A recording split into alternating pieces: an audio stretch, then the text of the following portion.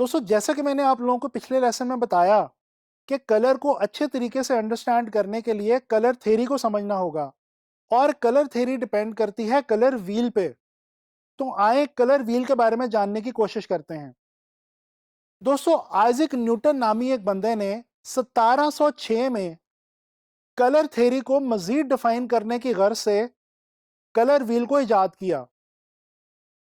जैसा कि आप लोग स्क्रीन पे देख सकते हैं कि कलर व्हील के अंदर टोटल 12 कलर्स होते हैं। ये वही तमाम 12 कलर्स हैं जो कि एक्चुअली स्पेक्ट्रम में मौजूद हुआ करते हैं। दोस्तों कलर व्हील के अंदर इन तमाम कलर्स को ह्यू के नाम से भी जाना जाता है। कलर व्हील को अगर डिवाइड किया जाए तो इसकी 3 कैटेगरीज बनती हैं। वो 3 कैटेगरीज हैं primary colour, secondary colour and tertiary colour. तो चले आए इन तीनों कैटेगरीज के ऊपर एक नजर डालते हैं। दोस्तों सबसे पहले बात करते हैं प्राइमरी कलर की, जो कि कलर व्हील के अंदर सबसे ज्यादा इंपॉर्टेंस रखते हैं। प्राइमरी कलर्स में रेड, येलो और ब्लू आते हैं। ये बेसिकली वो कलर्स हैं जिनके मिक्सचर से हमें बाकी तमाम कलर्स कलर व्हील के अंदर हासिल होते हैं। इसी तरह से अगर हम सेकेंडरी कलर्स की बात करें तो सेकेंडरी कलर प्राइमरी कलर्स के कोई से दो प्राइमरी कलर्स के कॉम्बिनेशन से हम बड़ी आसानी के साथ हासिल कर सकते हैं। सेकेंडरी कलर्स में जो कलर्स आते हैं वो हैं ग्रीन, पर्पल एंड ऑरेंज। दोस्तों येलो और ब्लू कलर को अगर मिक्स किया जाए तो ग्रीन कलर बनता है। इसी तरह से ब्लू और रेड को मिक्स किया जाए तो पर्पल कलर बनता है और रेड को येलो के साथ मिक्स किया जाए तो ऑरेंज कलर बनता है। इस तरह से हमें हासिल होते हैं हमारे कलर व्हील के सेकेंडरी कलर्स।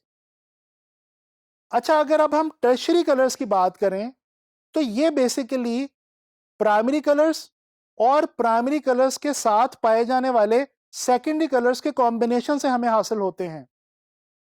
यानी कि जब कोई भी प्राइमरी कलर अपने साथ मौजूद सेकेंडरी कलर के साथ मिक्स किया जाता है तो फिर हमें टर्शियरी कलर जो है वो मिलता है। मिसाल के तौर पे येलो को अगर ऑरेंज के साथ मिक्स किया जाए तो येलो ऑरेंज बनता है। येलो को ग्रीन के साथ मिक्स किया जाए तो येलो ग्रीन बनता है। ब्लू कलर को अगर ग्रीन कलर के साथ मिक्स किया जाए तो ब्लू ग्रीन कलर मिलता है। ब्लू को पर्पल के साथ मिक्स किया जाए तो ब्लू पर्पल बनता है। इसी तरह रेड को अगर पर्पल के साथ मिक्स किया जाए तो रेड पर्पल बनता है और रेड को ऑरेंज के साथ मिक्स करने पे रेड ऑरेंज बनता है। ये हैं तमाम हमारे टर्शियरी कलर्स। अच्छा अब आप लोग ये सोच रहे होंगे कि ये तमाम कलर्स तो कलर व्हील में मौजूद हैं लेकिन ब्लैक और वाइट कहाँ हैं। तो चले मैं आपको बताता हूं ब्लैक और वाइट के बारे में। दोस्तों दर हकीकत ब्लैक, वाइट और ग्रे ये 3 ऐसे कलर्स हैं जिनको न्यूट्रल कलर्स कहा जाता है या बाज़ औक़ात इनको अर्थ टोन के नाम से भी माना जाता है। दोस्तों किसी भी कलर के अंदर जब हम वाइट को ऐड करते हैं तो उसी कलर का लाइटर वर्जन हमें हासिल होता है जिसको हम टिंट के नाम से जानते हैं। मिसाल के तौर पे अगर रेड के अंदर वाइट को मिक्स करें तो पिंक मिलता है जो कि बेसिकली रेड में वाइट मिक्स करने से हासिल हुआ है। इसी तरह से अगर किसी भी कलर के अंदर ब्लैक कलर को मिक्स किया जाए तो हमें उसका शेड यानी कि उसी कलर का डार्कर वर्जन हासिल होता है।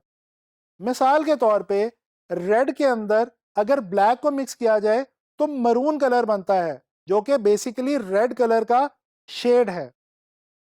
इसके अलावा अगर किसी भी कलर के अंदर ग्रे को मिक्स किया जाए तो उसी कलर की टोन हासिल होती है। तो दोस्तों ये तो आपने देखा कलर व्हील के बारे में। चलें अब हम बात करते हैं वार्म कलर्स और कूल कलर्स के हवाले से।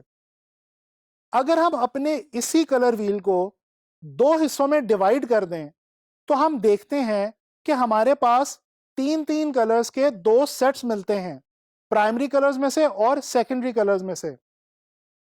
जैसे कि रेड, येलो और ऑरेंज एक सेट बनता है, ब्लू, ग्रीन और पर्पल एक दूसरा सेट बनता है।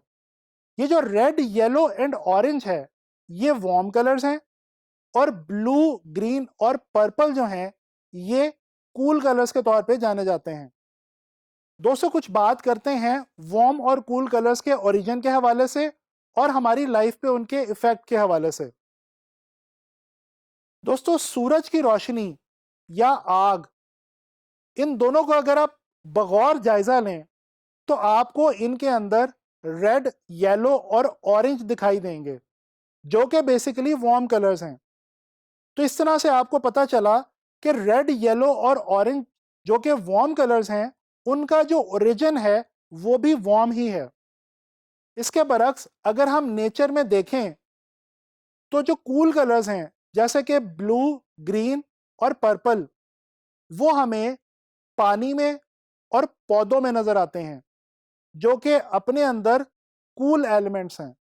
तो इस तरह से हमें ये अंदाजा हुआ कि वार्म कलर्स वार्म ओरिजिन से हासिल होते हैं और कूल कलर्स कूल ओरिजिन से हासिल होते हैं।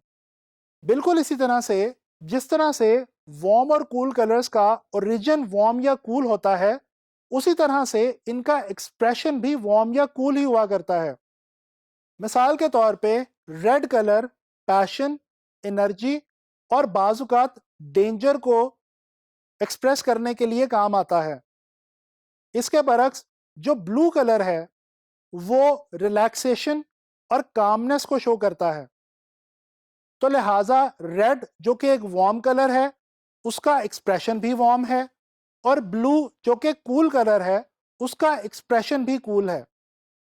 दोस्तों, इस लेसन में आपने जाना कलर व्हील के हवाले से और वार्म एंड कूल कलर्स के हवाले से।